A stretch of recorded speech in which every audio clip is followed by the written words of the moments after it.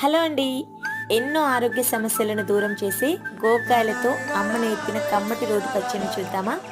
వేడివేడి అన్నంలోకి కొద్దిగా నెయ్యి వేసుకొని తింటే రుచి అనేది మామూలుగా ఉండదండి. ఫుల్ వీడియో మెజర్మెంట్స్‌తో పాటు లింక్ హే కింద ఇచ్చాను గోదారి చూసేయండి. గట్టు మీద రామసలకావే ఓ కోరింటాకెట్టుకున్న సందా మామవే గోదారి గట్టు